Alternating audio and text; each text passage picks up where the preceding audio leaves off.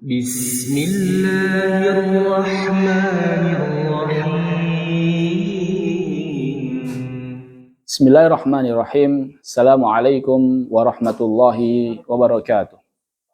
Alhamdulillahi rabbil alamin.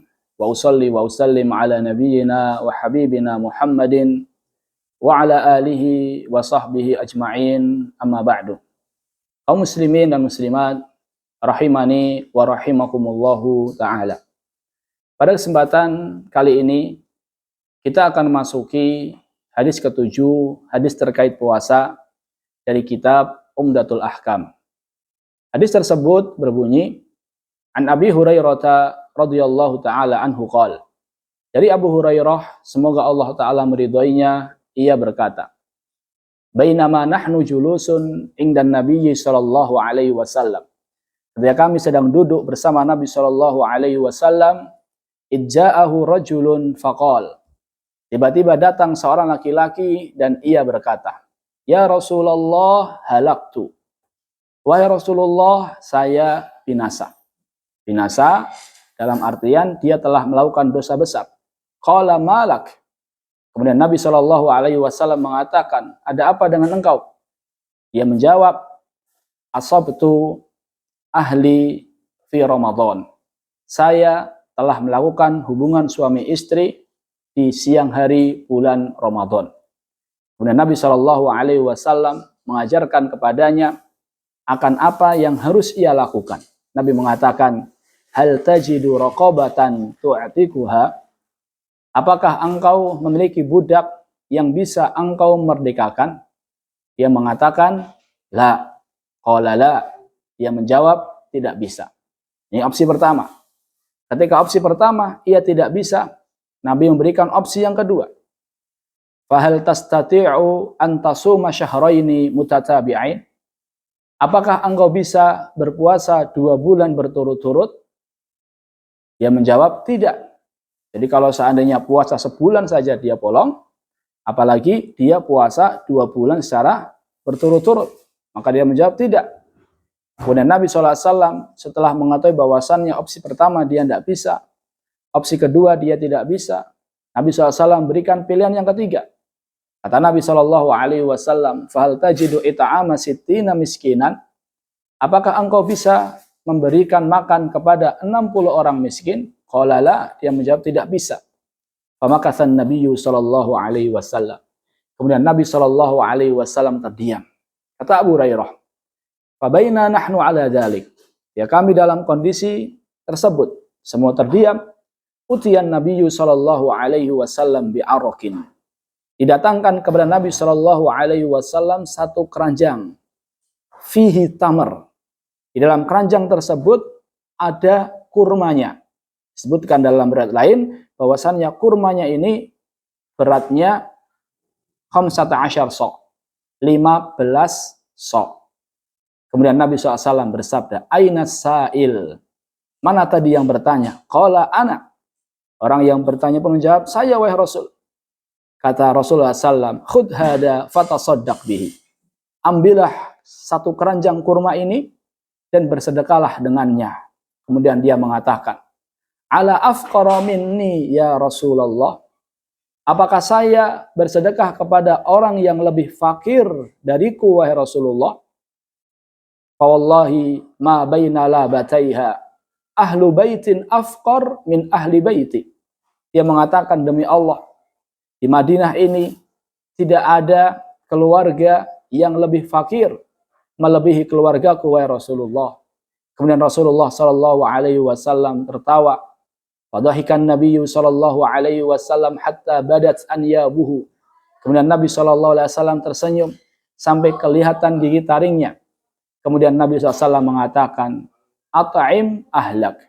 Berilah makan keluargamu dengan satu keranjang kurma ini. Rawahul Bukhari wa Muslim. Hadis riwayat Bukhari dan Muslim.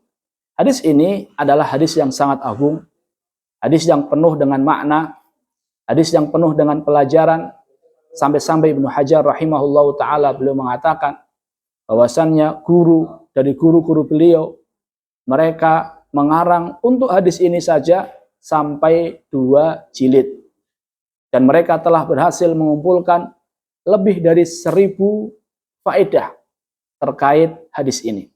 Namun, pada kesempatan kali ini, kita akan membahas 3 poin secara ringkas.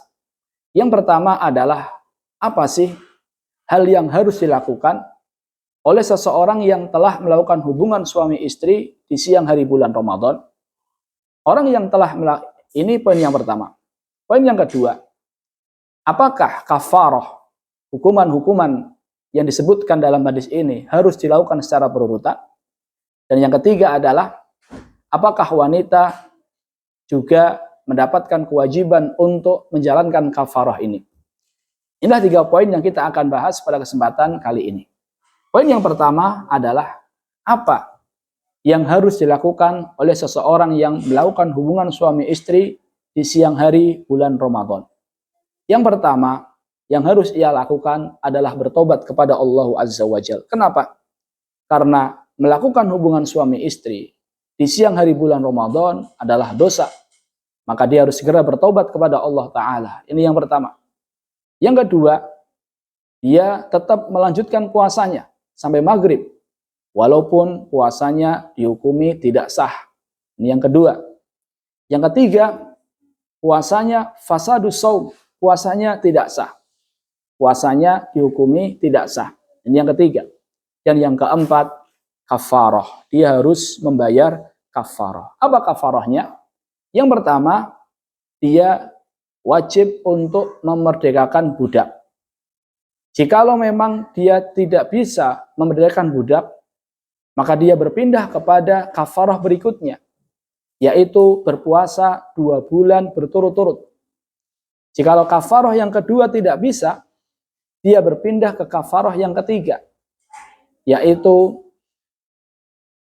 memberikan makan kepada 60 orang miskin.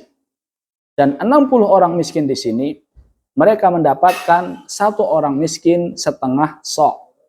Kalau seandainya 1 sok kita hitung 3 kilo, maka setengahnya adalah 1,5 kilo. Inilah 4 kewajiban yang harus dilakukan oleh seseorang yang melakukan hubungan suami istri di siang hari bulan Ramadan. Poin yang kedua, apakah hukuman ini, kafarah ini, harus dilakukan secara berurutan? Artinya kalau nggak bisa yang A, baru pindah ke B, baru pindah ke C, atau boleh milih? Maka jawabannya, jumhur ulama mereka mengatakan harus dilakukan secara berurutan. Artinya, yang pertama kali yang harus ia lakukan adalah memerdekakan budak.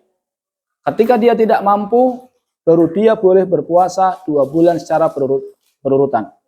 Kalau dia tidak mampu, baru ia boleh memberikan makan kepada 60 orang miskin. Kalau dia tidak mampu, maka gugur dari dia kafarah. Jadi bukan kemudian dia boleh milih. Namun, dia tidak boleh milih, kecuali kalau seandainya memang opsi yang pertama tidak bisa, dia berpindah ke opsi yang kedua. Opsi yang kedua tidak bisa, maka berpindah ke opsi yang ketiga. Opsi yang ketiga nggak bisa, maka gugur dari dia kafarah. Ini pembahasan yang kedua. Pembahasan yang ketiga adalah, apakah wanita juga wajib untuk membayar kafarah? Apakah cukup suaminya?